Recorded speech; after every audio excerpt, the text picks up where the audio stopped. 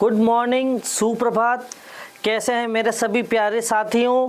मैं गौरव अबोटी आपका हार्दिक स्वागत करता हूं ऑनलाइन के इस मंच पर, जहां हम भौतिक विषय के ऊपर चर्चा कर रहे हैं। और आज अपन एक बिल्कुल नए टॉपिक से शुरुआत करेंगे, जिसका नाम है ध्वनि। साउंड से अपन शुरुआत करेंगे और आज साउंड के बारे में पढ़ेंगे अपन, और इसके कुछ अति महत्वपूर्ण प्रश्न जो बार बार एग्जाम में आए हुए हैं उन पर चर्चा करेंगे अपन। Good morning to one and all. कैसे हैं आप सभी? बिल्कुल मैं बिल्कुल ठीक हूँ। आप सभी ठीक हैं? जी बिल्कुल, गुड मॉर्निंग। हाँ, तो देखिए अपन कल की क्लास का थोड़ा सा रिवीजन कर लेते हैं। क्या कोई बता सकता है कल अपन ने क्या पढ़ा था? क्या कोई बता सकता है कल अपन ने क्या पढ़ा था? जल्दी से जुड़ जाइए। कल अपन ने पढ़ा था तरंगों के बारे में। कल अपन ने पढ़ा था तरंगों के बारे में। तरंगे क्या होती है, कितने प्रकार की होती है, यांत्रिक तरंगे क्या होती है, अयांत्रिक तरंगे क्या होती है, अनुप्रस्थ तरंगों के बारे में पढ़ा था, अनुदैर्घ्य तरंगों के बारे में अपन ने पढ़ा था। फिर अपन ने लाल रंग का द्रव्यमान सबसे अधिक होता है, ऐसा एक कलर डायग्राम की मदद से पढ़ा था।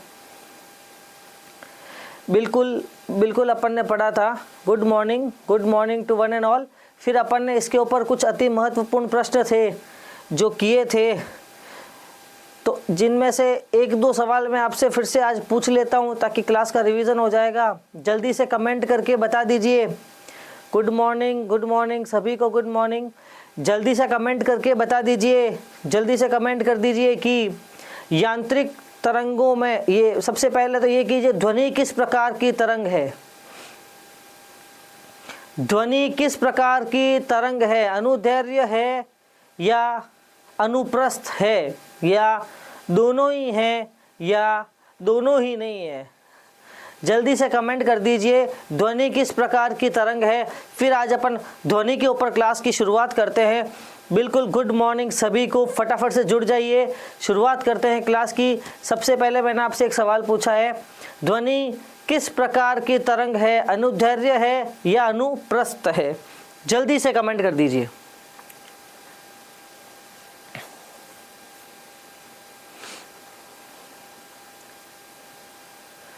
जल्दी से कमेंट कर दीजिए, ध्वनि किस प्रकार की तरंग है?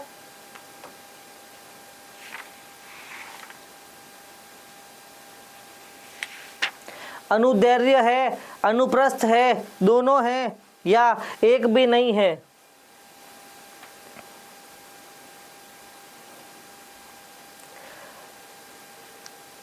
जल्दी से कल की क्लास का रिवीजन कर लेते हैं।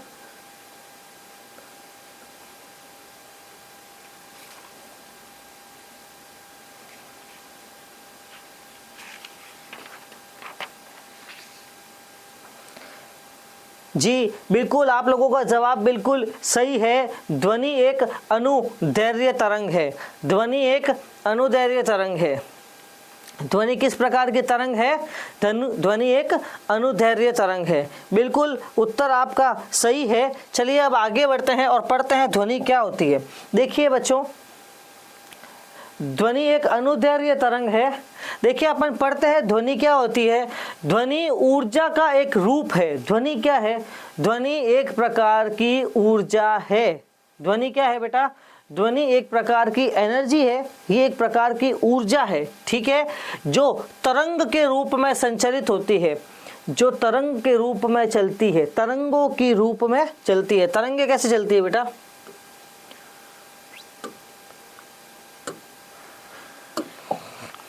जो तरंगों के रूप में चलती है वो ध्वनि होती है, ठीक है। ध्वनि एक प्रकार की ऊर्जा है, ठीक है सर। दो बातें समझ में आई है। एक, ध्वनि एक प्रकार की ऊर्जा है, ये एक एनर्जी है, तरंगों के रूप में संचरण करती है। बिल्कुल सही बात है। और तीसरी जो बहुत महत्वपूर्ण बात यहाँ से निकल के आती है वो होती है बेटा, ध्वनि हमेशा कंपन से पैदा होती है।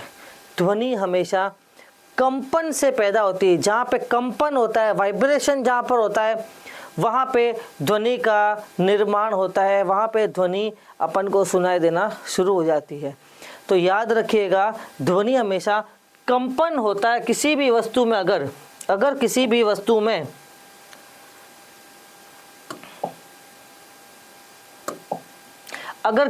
वस्तु में कंपन होता है, अगर किसी भी वस्तु में कंपन होता है तो उस कंपन से क्या पैदा होगी? ध्वनि पैदा होती है, राइट। हमेशा याद रखना है, कंपन की मदद से ध्वनि पैदा होती है। जैसे कि क्या होता है, ये अपन ने टेबल पे एक स्केल रखी और इसको ऐसे झटका दिया तो स्केल में क्या हुआ? कंपन हुआ, जिससे अपन को एक स्वर सुनाई दिया, उसे ध्वनि कहते हैं। जिससे अपन को हिलने का एक स्वर सुनाई दिया, उसे अपन ध्वनि कहते हैं। इधर अगर मैं बात करूँ, ये लड़की गिटार बजा रही है यहाँ पर, तो ये क्या कर रही है बेटा? ये जो तार होते हैं लंबे लंबे, उनको ऐसे हिला रही है, जिससे तारों में कंपन हो रहा है। कंपन की वजह से एक ध्वनि सुनाई दे रही है। समझ रहे? ये क्या है? ये ढोल बजा रहा है, तो ढोल की जो सतह है, उसके ऊपर मारने से उस सतह में एक कंपन हो रहा है, और कंपन जो होता है उसे अपन ध्वनि कहते हैं, साउंड कहते हैं। तो याद रखना है, ध्वनि हमेशा कंपन होता है जिस जगह पर, वहां पर ही उत्पन्न होती है। ध्वनि हमेशा कंपन ही उत्पन्न होती है, ठीक है। ध्वनि हमेशा कंपन की मदद से उत्पन्न होती है, राइट। चले आगे बढ़ते हैं। Sound is produced due to vibration. ये मैंने वही कहा है आपको, ध्वनि किसी भी कंपन के कारण उत्पन्न होती है। अब देखिए कंपन के कारण कैसे उत्पन्न होती है। यहाँ एक ड्रम रखा हुआ है, यहाँ पर एक ढोल रखा है, और यहाँ अपन खड़े हैं।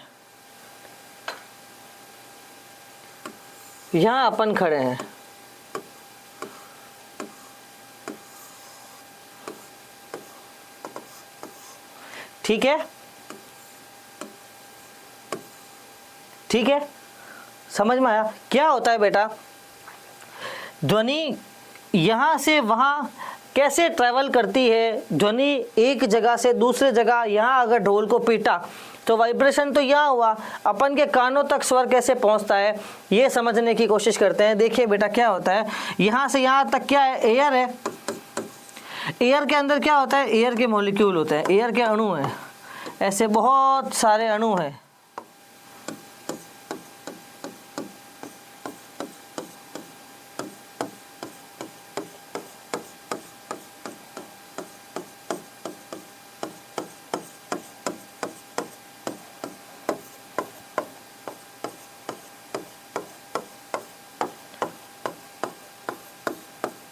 ये सब क्या है? एयर के कण मौजूद है, ठीक है। एयर के कण मौजूद है। क्या होता है, यहाँ पर भी एयर के कण मौजूद है, बहुत सारे अणु हैं बेटा। क्या होता है, जैसे ही यहाँ पर वाइब्रेशन होता है, वाइब्रेशन होने से जो सतह के जस्ट पास वाला जो अणु है, उसके अंदर भी वाइब्रेशन होता है, ऐसे ऐसे वाइब्रेशन होता है।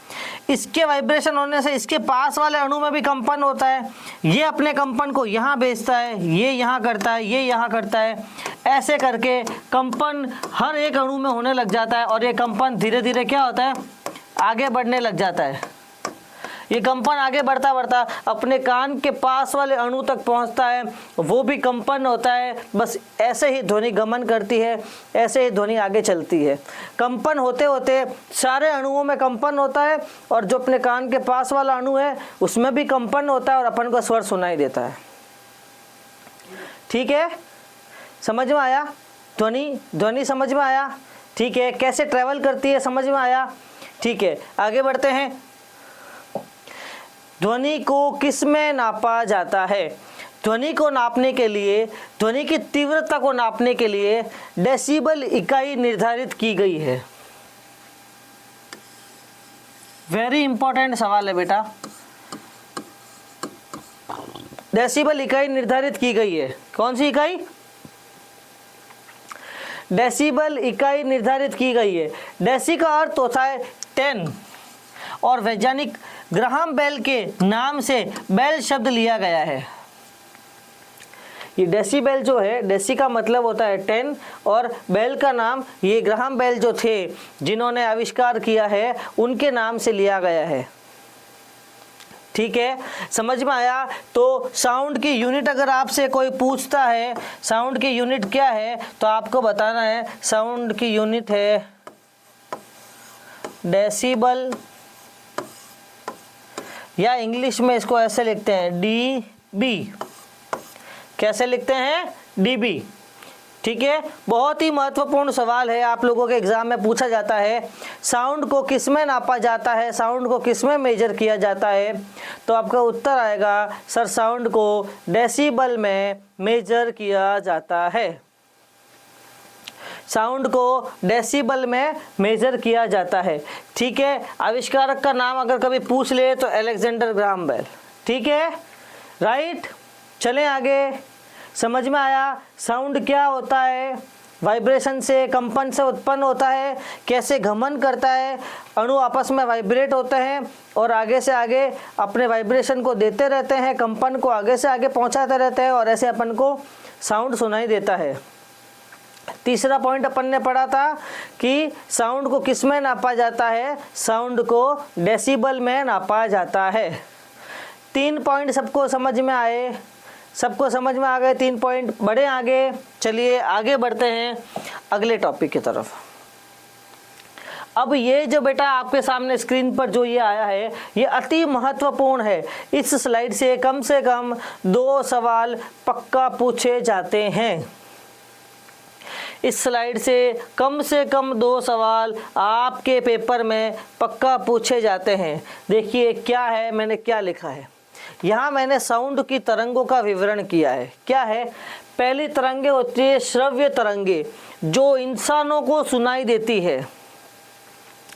ऐसी तरंगे जो इंसान सुन सकता है, ऐसी तरंगे जिसकी मदद से इंसानों को सुनने में आसानी होती है, जो एक मनुष्य मानव सुन सकता है, ऐसी तरंगों को श्रव्य तरंग कहते हैं। ठीक है, मैंने आपको कहा था जहाँ पर भी वाइब्रेशन होगा एक तरंग होगी और कंपन होगा। तो इंसानों के सुनने लायक जो तरंगे होती है उनकी जो रेंज होती है वो कहाँ से कहाँ तक होती है बेटा? ये याद रखना है, 20 हर्ट्ज से लगाकर 2000 हर्ट्ज तक। 20 से 2000 हर्ट्ज तक इसकी रेंज होती है। अति महत्वपूर्ण सवाल, very very very very important सवाल आपके एग्जाम में बहुत बार पूछा गया है। ठीक है, आपके एग्जाम में बहुत बार पूछा गया है इस सवाल को कि मानव जो मनुष्य जो होता है वो कौन सी रेंज की तरंगे सुन पाता है। तो जहाँ पर भी आपको ऑप्शन में 20 से लगाकर 20 किलो तक दिखे वो ऑप्शन आपका बिल्कुल सही होगा। या 20 हर्ट्ज से ऊपर और 20,000 हर्ट्ज से नीचे वाली तरंगे जितनी भी होती है वो एक मानव शरीर सुन पाता है। कोई डाउट है क्या? अगर कोई डाउट है तो प्लीज़ कमेंट करके पूछ लीजिए। आगे बढ़ते हैं, नहीं तो देखिए पहली सी श्रव्य तरंग जिसे इंग्लिश में सोनिक कहते हैं।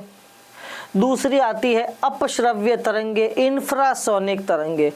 इंफ्रासोनिक तरंगे कौन सी होती है बेटा? इंफ्रासोनिक तरंगे वे होती है जो 20 हर्ट्ज के नीचे की होती है।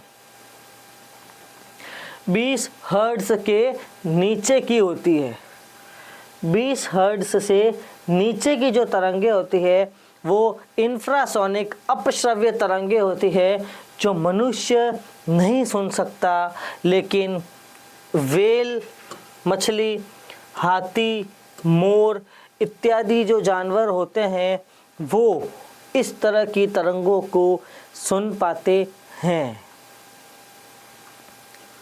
राइट, इस तरह की तरंगों को सुन पाते हैं। आपसे सवाल पूछे कि 20 हर्ट्ज से नीचे वाली तरंगे कौन सी होती है, तो आपको याद रखना है इंफ्रासोनिक तरंगे। ठीक है, आगे बढ़ते हैं।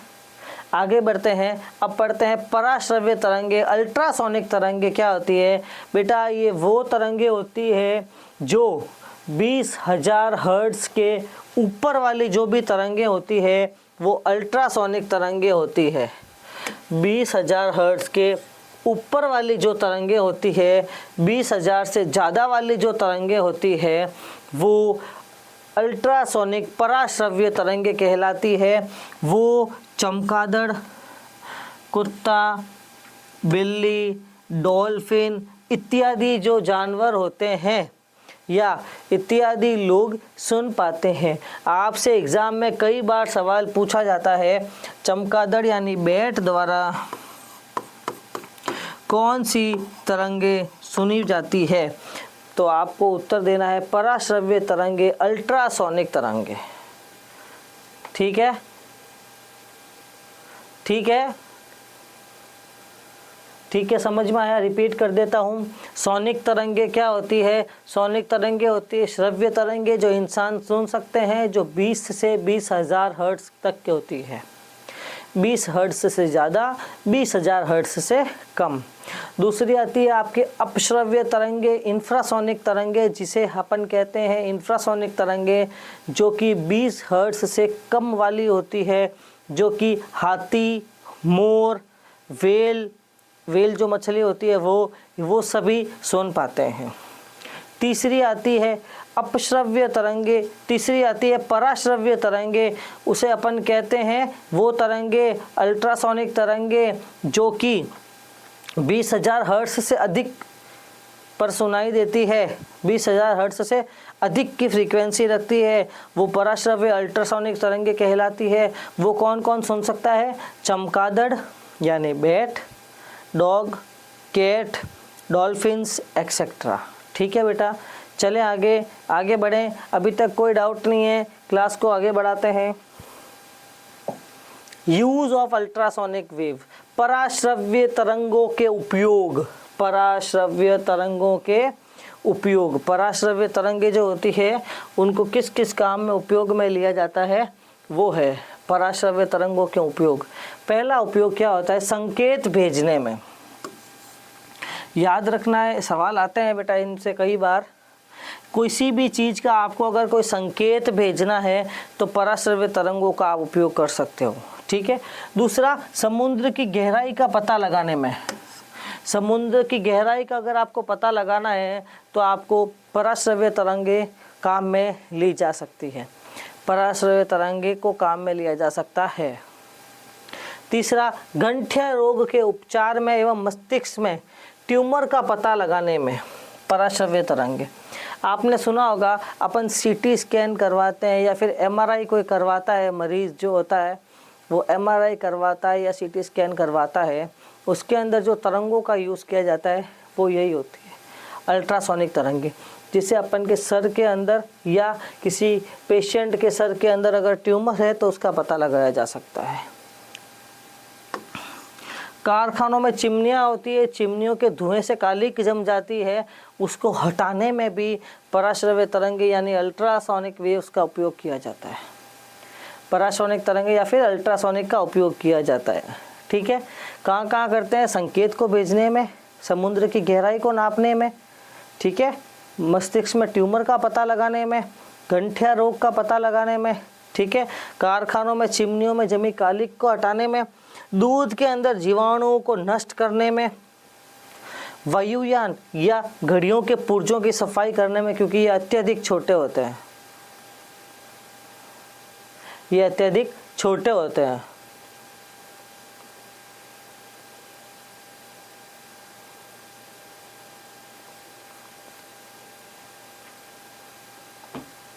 ठीक है बेटा, समझ में आया?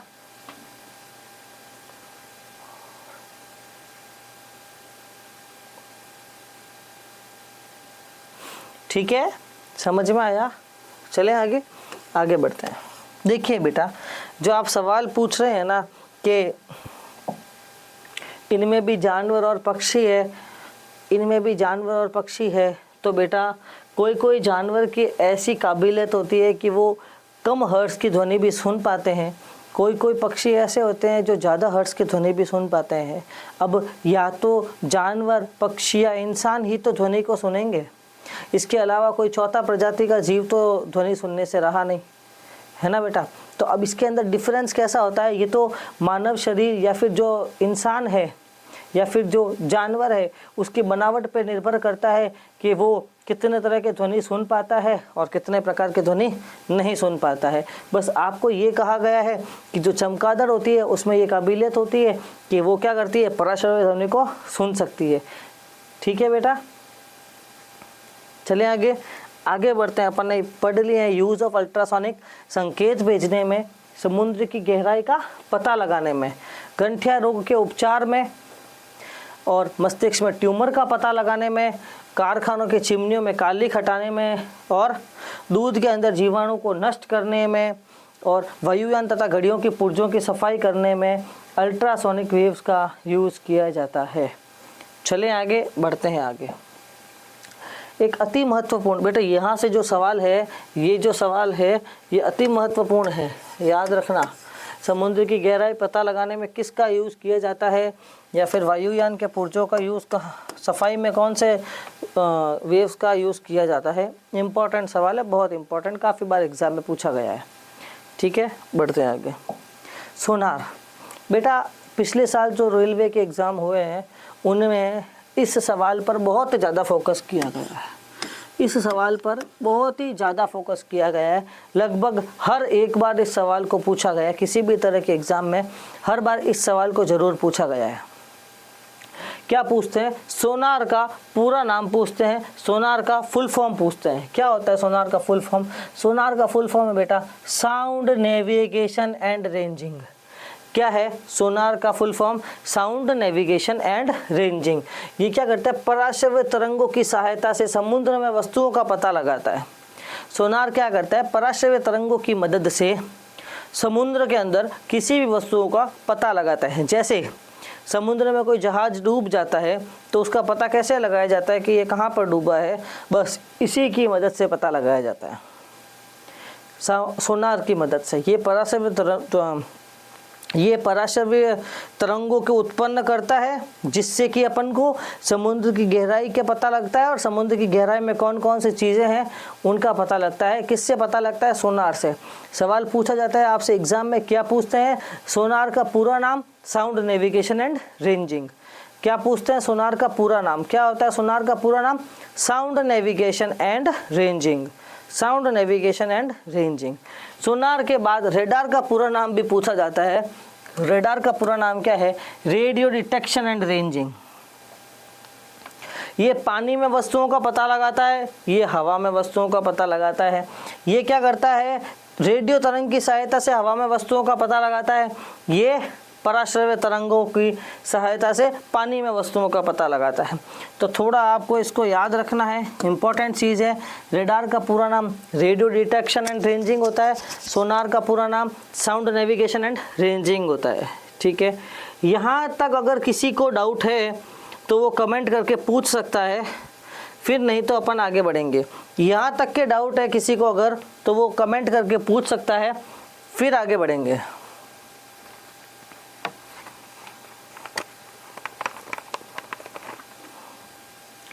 जल्दी से कमेंट कर दीजिए बेटा।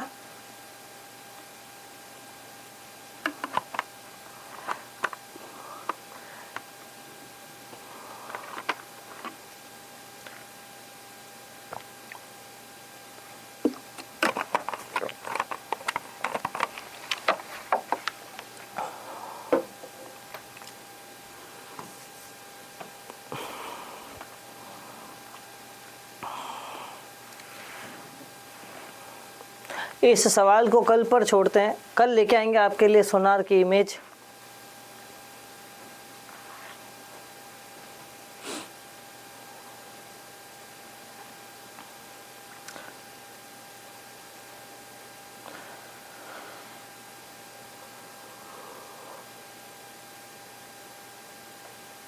जल्दी से थम्स अप कर दीजिए अगर कोई डाउट नहीं है तो आगे बढ़ते हैं।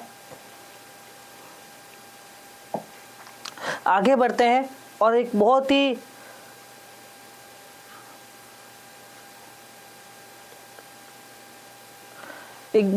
इम्पोर्टेंट कंसेप्ट आपके सामने आता है जिसे अपन कहते हैं मैक नंबर। मैक नंबर क्या होता है बेटा?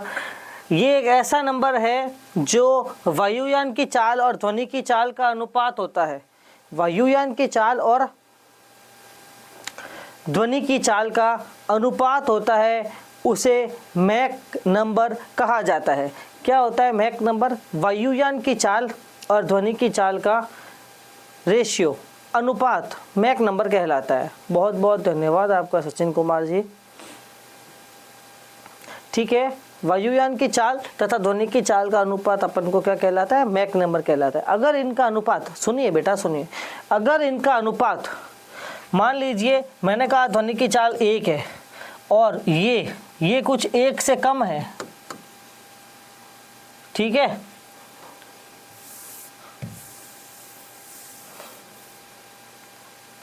मैंने कहा ध्वनि की चाल 1 है और यहाँ पर मैंने लिखा 0.8, तो अगर, तो इसका आंसर क्या आएगा? इसका आंसर आएगा 0.8 आएगा। ठीक है, अगर ये रेशियो 1 से कम होता है तो इसे कुछ और कहते हैं।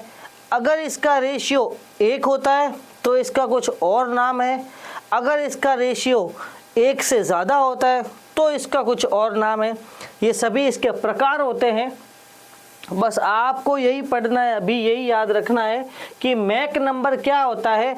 मैक नंबर होता है वायुयान की चाल और ध्वनि की चाल के अनुपात को मैक नंबर कहते हैं।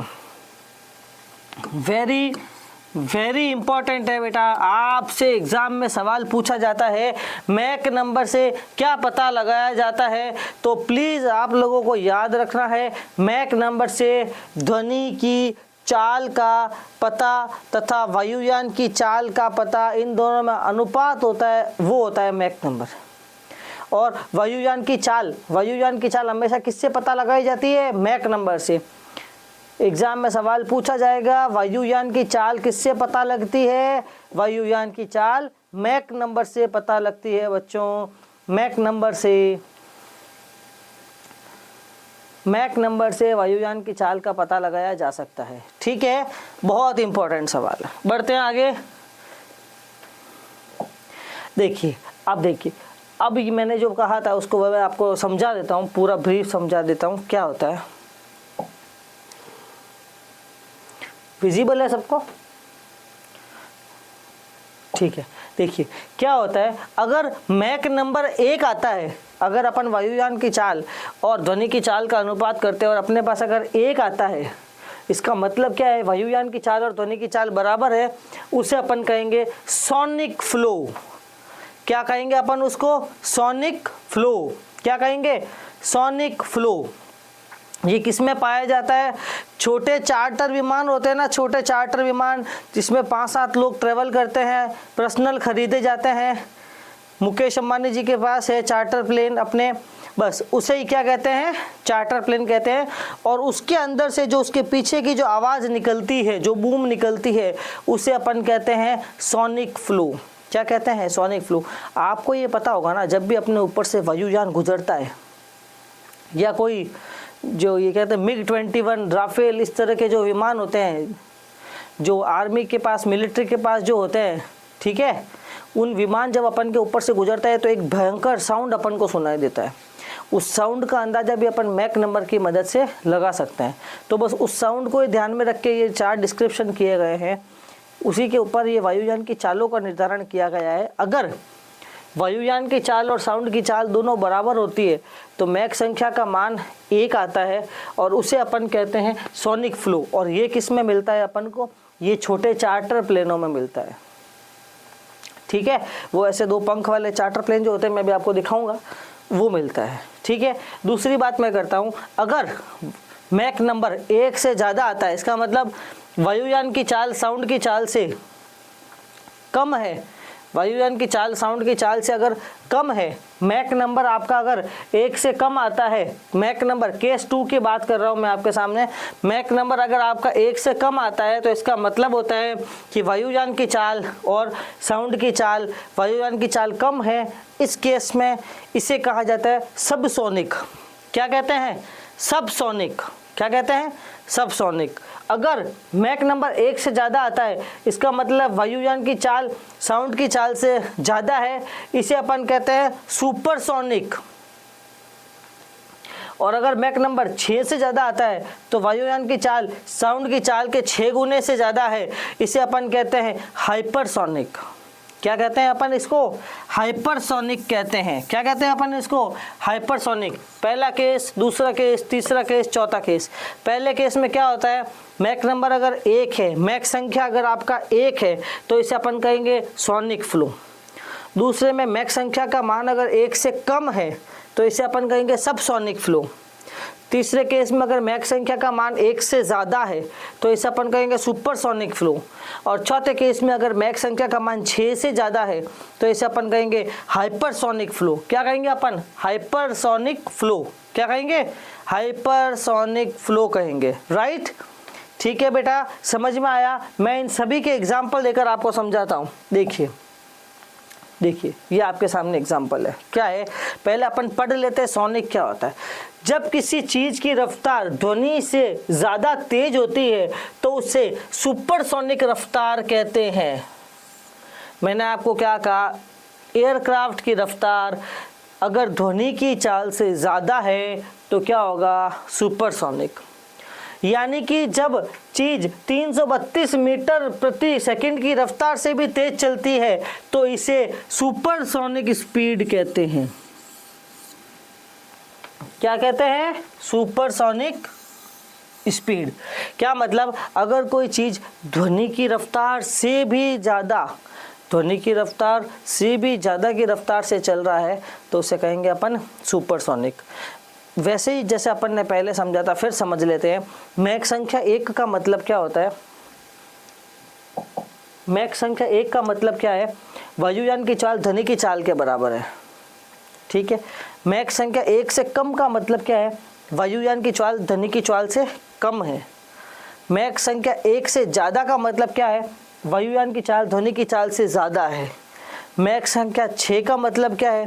वायुयान की चाल ध्वनि की चाल के 6 गुने से ज़्यादा है। ठीक है, इनके एग्जाम्पल ये मैंने आपको दिए हैं। ये किसका एग्जाम्पल है बेटा? ये है आपका सबसोनिक।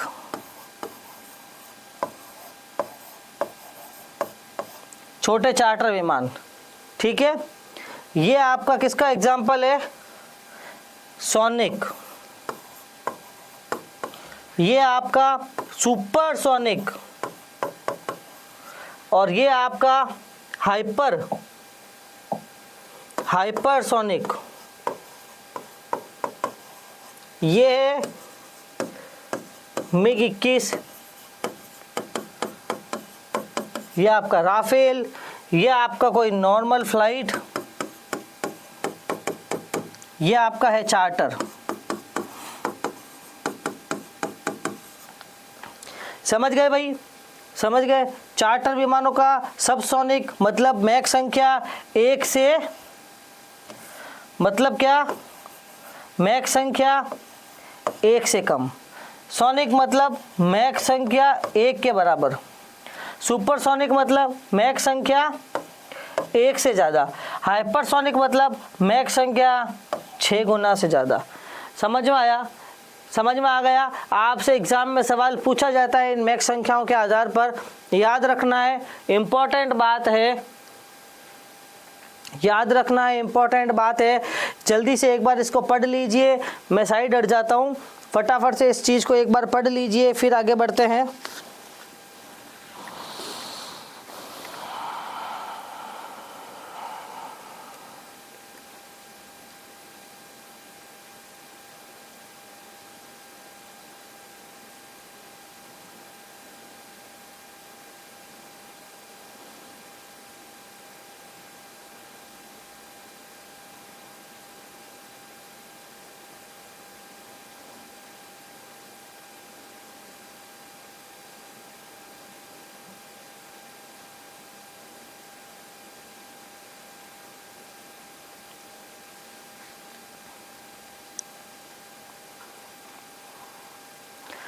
मैक संख्या 1 से कम तो सबसोनिक, मैक संख्या 1 के बराबर तो सोनिक, मैक संख्या 1 से ज़्यादा सुपरसोनिक, मैक संख्या 6 से ज़्यादा तो क्या होगा आपका? हाइपरसोनिक। ये रहा बेटा चारों, इसे पढ़ ले एक बार, वेरी इंपॉर्टेंट केस है ये चारों। मैक संख्या क्या होती है? वायुयान की चाल और वायुयान की चाल अपॉन ध्वनि की चाल। ठीक है, बढ़े आगे। आगे बढ़ते हैं। अब आता है ध्वनि का वेग। ध्वनि का वेग, ध्वनि का वेग निकालने का सूत्र है बेटा ये, V बराबर P अपॉन डी। क्या मतलब? P है प्रेशर, D है डेंसिटी। P है प्रेशर, D है डेंसिटी। P क्या है? Pressure, pascal. डेंसिटी है D, ठीक है। P pressure, D density. Speed कैसे निकालते हैं? Under root of P upon D, ये फॉर्मूला है। केवल आपसे इस फॉर्मूले पर सवाल पूछे जाते हैं, ठीक है। एक फॉर्मूला मैंने आपको कल और बताएगा, V बराबर F इंटू लेमडा, जहाँ V क्या होता है? वेग। F क्या होता है? फ्रीक्वेंसी।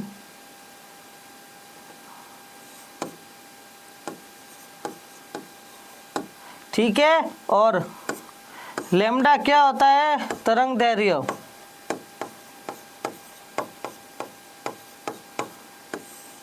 तरंग दैर्घ्य मीटर में, फ्रीक्वेंसी हर्ट्ज में, ठीक है। फॉर्मूला समझ में आया? एक तो फॉर्मूला ये है, एक तो फॉर्मूला ये है। ज़्यादातर आपसे इस फॉर्मूले के ऊपर सवाल पूछे जाते हैं। बताइए ध्वनि का वेग बताइए, ज़्यादातर इस फॉर्मूले पर सवाल पूछे जाते हैं। आपको फोकस करना है इस फॉर्मूले के ऊपर। V बराबर F इंटू लेमडा। F क्या होती है? फ्रीक्वेंसी। F क्या होती है? फ्रीक्वेंसी। लेमडा तरंग दैर्घ्य। F होती है फ्रीक्वेंसी, लेमडा तरंग दैर्घ्य।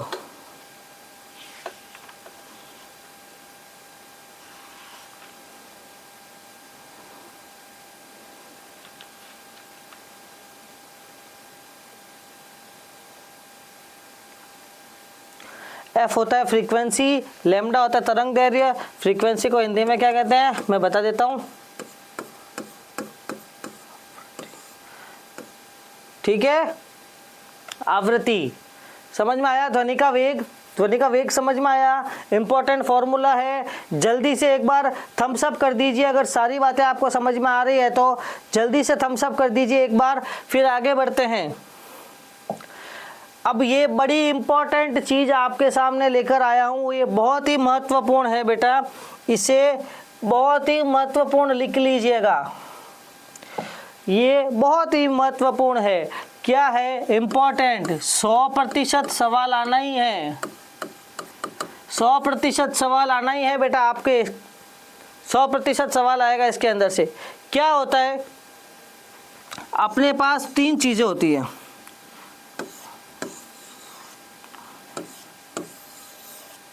ठीक है। ये क्या है? सॉलिड। ये क्या है? लिक्विड, द्रव्य।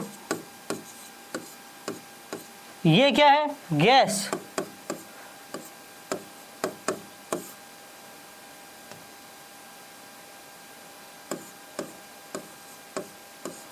ठीक है। सॉलिड को अपन कहते हैं ठोस।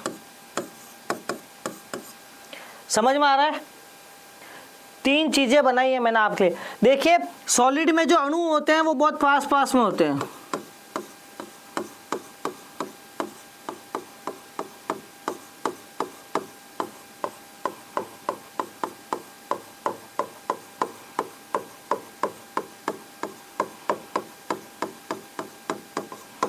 ठीक है।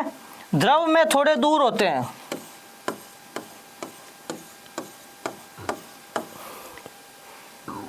गैस में और दूर होते हैं। पता है ना आप सबको, मैंने आपको कहा था जब मैंने डेफिनेशन समझाई कि साउंड की, कि ये कंपन के द्वारा उत्पन्न होता है। तो समझ लीजिए साउंड में अणु आपस में पास पास में है, बहुत पास में है। तो जैसे ही कंपन होता है, जिस सतह पर कंपन होता है वो जस्ट अपने पास वाली सतह, जस्ट अपने पास वाले अणु को वो कंपन दे देता है, और ये पास पास के अणु फटाफट फटाफट फटाफट फटाफट क्या करते हैं, आगे कान तक कंपन को पहुंचा देता है, जिससे अपन को सुनाई देता है। समझ में आया? अणुओं का पास पास होने से क्या होता है, कंपन भी फटाफट फटाफट फटाफट फटाफट आगे बढ़ता है, ठीक है। तो ये जल्दी साउंड अपन को सुनाई देता है, जल्दी साउंड आपको सुनाई देता है। लिक्विड की बात करें तो लिक्विड में मॉलिक्यूल्स थोड़े दूर दूर होते हैं, लिक्विड में मॉलिक्यूल्स थोड़ा दूर दूर होते हैं, जिससे क्या होता है, कंपन को एक अणु से दूसरे अणु तक पहुंचने में कुछ समय लगता है। इसलिए अपन को ठोस की तुलना में द्रव में ध्वनि थोड़ी देर बाद सुनाई देती है। और फिर अगर मैं गैस की बात करूं तो गैस में अणु बहुत दूर दूर तक होते हैं, बहुत दूर दूर होते हैं। इसलिए अपन को गैस में अणुओं के दूर दूर होने के कारण अणुओं में जो कंपन होता है वो भी लेट ट्रांसफ़र होता है अब आगे से आगे, जिससे अपन को गैस के अंदर हवा में ध्वनि थोड़ी और लेट सुनाई देती है। समझ में आया? तो यहाँ से आपको ये समझ में आया होगा कि सबसे ज़्यादा फास्ट ध्वनि का वेग किस में होता है? तो ठोस में होता है। ध्वनि का वेग सबसे ज़्यादा ठोस में होता है। उसके बाद ध्वनि का वेग सबसे ज़्यादा ठोस में होता है, ठोस के बाद द्रव में होता है, द्रव के बाद गैस में होता है। यही मैं आपको बताना चाह रहा हूँ कि यही वेरी इंपॉर्टेंट सवाल है, वेरी इंपॉर्टेंट सवाल है। ठोस का वेग, ध्वनि का वेग सबसे ज़्यादा ठोस में, ध्वनि का वेग उससे कम लिक्विड में, द्रव में, उससे कम गैस में, ठीक है। और उससे इंपॉर्टेंट बात ये भी याद रखना है बेटा, निर्वात में, वैक्यूम में ध्वनि का वेग 0 होता है। यहाँ देखिए ये मैं 0 पे गोला कर रहा हूँ। ध्वनि का वेग निर्वात में 0 होता है। निर्वात में ध्वनि का वेग 0 होता है। निर्वात में क्या होता है? ध्वनि का वेग 0 होता है। यहाँ से जो इम्पोर्टेंट सवाल आपके एग्जाम में पूछा जाता है वो यही होता है, ध्वनि का वेग सबसे ज़्यादा किस में होता है? तो याद रखना है ध्वनि का वेग सबसे ज़्यादा ठोस में होता है, उससे कम द्रव में, उससे कम गैस में। ऐसे मैंने एरो बनाया है, इसका मतलब क्या है? गैस में, फिर उससे ज़्यादा द्रव में, फिर उससे ज़्यादा ठोस में। समझ में आया? वेरी इंपॉर्टेंट स्लाइड है। बढ़ते हैं आगे बढ़ते हैं। मैंने यहाँ पर आपके लिए ध्वनि की कुछ वैल्यूज़ दे रखी हैं, याद रखना है, एग्ज़ाम में पूछा जाता है, याद रखना है, एग्ज़ाम में पूछा जाता है। एयर के अंदर ध्वनि का वेग, तो याद रखना है, वेरी इंपॉर्टेंट है। एयर के अंदर वेरी इंपॉर्टेंट है 343 मीटर पर सेकेंड। पानी के अंदर याद रखना है 1481 मीटर पर सेकेंड। ग्लास के अंदर इतना, कितना? 4540। ठीक है, आपको ये सभी इम्पोर्टेंट चीज़ें याद रखनी हैं, वेरी इंपॉर्टेंट है बेटा, सवाल पूछा जाता है।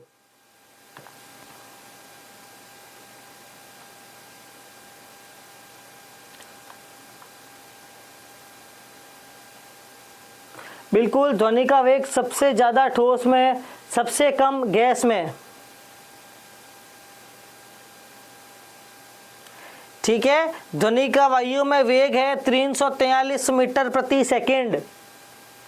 ठीक है, फिर से एक्सप्लेन कर देता हूँ। सॉलिड में अणु पास पास में होते हैं, वाइब्रेशन होता है, वो वाइब्रेशन जल्दी से आगे ट्रांसफ़र होता है, और ठोसों में अपन को ध्वनि जल्दी सुनाई देती है। यहाँ अणु कुछ दूरी पर, तो ठोसों में ध्वनि अपन को जल्दी सुनाई देती है, और द्रव में ध्वनि अपन को कुछ देर बाद। यहाँ और दूरी पर अणु होते हैं, तो गैस में ध्वनि अपन को सबसे बाद सुनाई देती है, राइट। और ये वैल्यूज़ भी इम्पोर्टेंट है बेटा, याद रखना है, ये वैल्यूज़ इम्पोर्टेंट है, याद रखनी है। कुछ वैल्यूज़ है जो याद रखनी है। आज की क्लास ध्वनि की बहुत महत्वपूर्ण क्लास मैंने आपको लिए लगाई है, वेरी इंपॉर्टेंट है बेटा। एयर में 343 मीटर पर सेकेंड, और एयर में 0 डिग्री सेंटीग्रेड पर इतना मीटर पर सेकेंड। वाटर में 20 डिग्री सेंटीग्रेड पर इतना, और वाटर में 0 डिग्री सेंटीग्रेड पर इतना। क्या समझ में आ रहा है इससे? सेंटीग्रेड का मतलब आपको क्या समझ में आ रहा है? टेम्परेचर बढ़ा, टेम्परेचर 0 डिग्री था, फिर 20 डिग्री हो गया, तो पहले ये 331 था, अब 343 हो गया। ठीक है, समझ में आ रहा है? चलें आगे बढ़ते हैं, आगे की तरफ। वेरी इंपॉर्टेंट चीज़ें हैं, चलिए आगे बढ़ते हैं। ध्वनि के मुख्य अभिलक्षण, ध्वनि के मुख्य अभिलक्षण।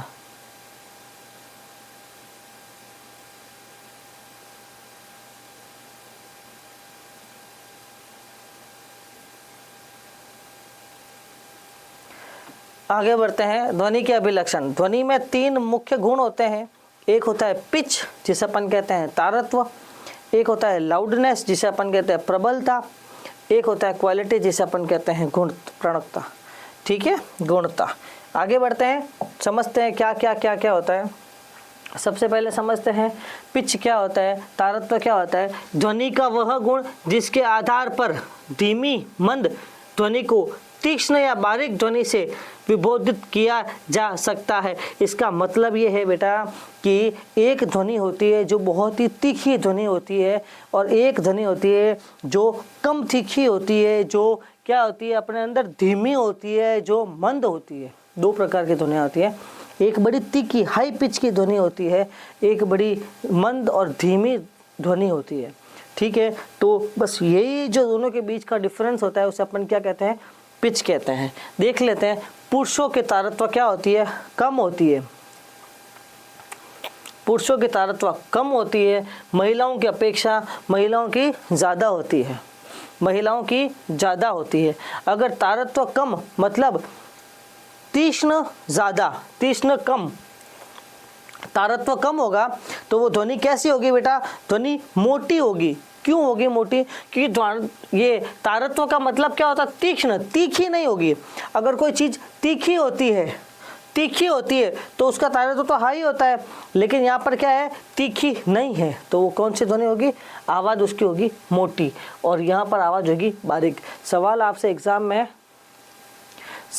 एग्ज़ाम में पूछा जाता है, क्या पूछा जाता है, महिलाओं की अपेक्षा पुरुष की ध्वनि का तारत्व क्या होता है। महिलाओं की अपेक्षा पुरुष की ध्वनि का तारत्व कम होता है। बेटा नहीं लिख पाए तो आपको पीडीएफ इसकी मिल जाएगी, आप पीडीएफ को आराम से लिख सकते हैं देख कर, कोई दिक्कत की बात नहीं है। आपको थोड़ी समय बाद ही पीडीएफ मिल जाएगी, आप पीडीएफ को वापस ओपन करके आराम से देख के लिख सकते हैं। ठीक है बेटा, समझ में आया। पिच क्या होता है, एक ध्वनि होती है जो तीखी ध्वनि होती है, तीक्ष्ण ध्वनि होती है, एक ध्वनि होती है जो मंद धीमी ध्वनि होती है, बस वही तारत्व कहलाता है। महिलाओं की ध्वनि तीखी होती है, उच्च तारत्व की होती है पुरुषों की अपेक्षा। अब पढ़ते हैं प्रबलता, लाउडनेस। प्रबलता लाउडनेस क्या होती है, अपन किसी आदमी को या कभी भी जब अपन जोर से बोलते हैं ना ताकि अगला सुन सके, बस उसे अपन कहते हैं लाउडली। और एक अपन धीरे से बोलते हैं तो वो क्या होता है, सुनाई देती। अपन क्या है, कभी कभी बहुत जोर से बोलते हैं और कभी कभी बिल्कुल सॉफ्ट बोलते हैं, बिल्कुल धीरे बोलते हैं। जब अपन को अपनी आवाज़ दूर तक पहुंचानी है अपन बहुत जोर लगाकर बोलते हैं, और अपन को जब किसी के पास में ही अपन कन्वर्सेशन वार्तालाप कर रहे हैं तो अपन धीरे बोलते हैं। जोर से बोलना और धीरे बोलने को ही अपन प्रबलता या लाउडनेस कहते हैं। जोर से बोलना या धीरे बोलने को ही अपन प्रबलता या लाउडनेस कहते हैं। उसके बाद एक तीसरा पॉइंट आता है जिसे अपन कहते हैं क्वालिटी, गुणता। ये क्या कहलाता है, अगर कोई 2 ध्वनियाँ जिसका आवृत्ति भी समान है और तीव्रता भी समान है, लेकिन फिर भी अगर ध्वनि में कोई अंतर है तो वो जो अंतर होता है वो अंतर क्वालिटी के आधार पर निर्धारित किया जाता है।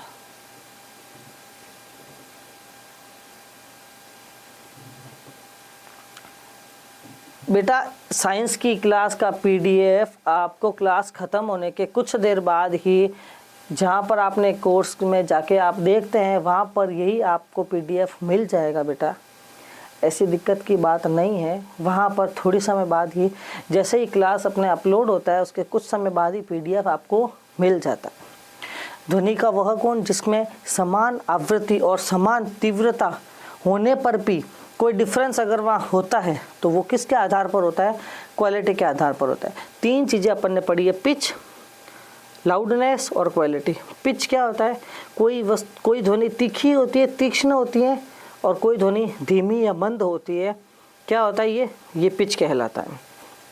महिलाओं का पिच ज़्यादा होता है पुरुषों की अपेक्षा।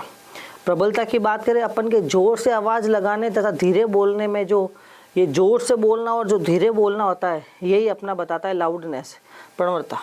ठीक है, प्रबलता। फिर अपन आगे बढ़े, क्वालिटी की बात करें, अगर समान आवृत्ति है और समान इंटेंसिटी है, तीव्रता है, तो भी अगर ध्वनि में कोई अंतर होता है तो किसके आधार पर होता है, उसकी क्वालिटी के आधार पर होता है। ठीक है बेटा, चलें आगे बढ़ते हैं। अब ये कुछ इंपॉर्टेंट पॉइंट है, इनसे एग्जाम में सवाल पूछे जाते हैं, मैंने आपके लिए पॉइंट लगाए हैं, फटाफट इन पॉइंट को देख लेते हैं। लड़की की आवाज़ तारत्व आवृत्ति अधिक होने के कारण पतली होती है, ठीक है, लड़की की आवाज़ पतली होती है। दूसरा पॉइंट है ध्वनि की तीव्रता उसके आयाम पर निर्भर करती है। किस पे करती है? आयाम पे। तीसरा पॉइंट है मनुष्य के लिए 45 से 50 डेसिबल की ध्वनि सुनना सुरक्षित है। चौथा पॉइंट है पराध्वनि सुनने के लिए न्यूनतम 0.8 सेकेंड तथा न्यूनतम 16.5 मीटर की दूरी होना आवश्यक है। पराध्वनि मतलब अपन आवाज़ लगाते हैं, वापस 2 मिनट बाद अपन को वही आवाज़ सुनाई देती है। पहाड़ों में ऐसा होता है, तो उसके लिए क्या आवश्यक है? उसके लिए 1 सेकेंड 0.1 सेकेंड तथा न्यूनतम दूरी 16.5 मीटर आवश्यक है। ये क्वेश्चन बेटा जरूर सारे क्वेश्चन रेलवे में, एसएससी में, यूपी पुलिस में, सभी में इन क्वेश्चंस कितनी बार ही आए हुए हैं बेटा। जो क्वेश्चन आए हुए हैं वही मैं डिस्कस कर रहा हूँ, उन्हीं टॉपिक्स को मैं अच्छी तरह आपको पढ़ा रहा हूँ, वही मैं नोट आपको लिखवा रहा हूँ। आपको ध्यान रखना है, प्रॉपर नोट्स बनाने हैं और कहीं भटकने की आवश्यकता नहीं है। सारे कुछ आपको जल्दी से याद हो जाएगा। ठीक है, हो गए 4 पॉइंट क्लियर हो गए। आगे बढ़ते हैं बेटा। कुछ ऐसे फैक्टर्स होते हैं जो साउंड को अफेक्ट करते हैं। कुछ ऐसे फैक्टर्स होते हैं जो साउंड को अफेक्ट करते हैं। कुछ ऐसे फैक्टर्स जो होते हैं जो साउंड को अफेक्ट करते हैं। क्या फैक्टर्स होते हैं वो? कुछ ऐसे फैक्टर्स होते हैं जो साउंड को अफेक्ट करते हैं। उनमें से कुछ फैक्टर्स क्या है बेटा, मैं आपको बता देता हूँ। तापमान, दाब, घनत्व और आर्द्रता। 4 फैक्टर्स होते हैं जो साउंड को अपन को इफेक्ट करते हैं। पहला है टेम्परेचर, दूसरा है दाब, तीसरा घनत्व, चौथा है आर्द्रता। ठीक है, अपन देखते हैं ये क्या होती है, कैसे अफेक्ट करते हैं। मैं आपको फटाफट से बता देता हूँ क्या होता है। तापमान बढ़ने पर, तापमान बढ़ेगा अगर तो साउंड की वेलोसिटी भी बढ़ेगी। दाब का कोई प्रभाव नहीं पड़ता, नो इफेक्ट। दाब का कोई प्रभाव नहीं पड़ता। घनत्व क्या होता है? अगर घनत्व बढ़ता है वेलोसिटी कम होती है। और आर्द्रता में क्या होता है? अगर आर्द्रता बढ़ती है तो वेलोसिटी भी बढ़ती है। बेटा ये 4 इंपॉर्टेंट पॉइंट है। ये कैसे होता है, क्या होता है, इस पर अपन कल डिस्कस करेंगे। ठीक है, पहले अपन ये समझ लेते हैं कि ये कैसे होता है। ठीक है, अपन कल की क्लास को यहीं से वापस कंटिन्यू करेंगे। तब तक के लिए आप सभी का बहुत बहुत धन्यवाद।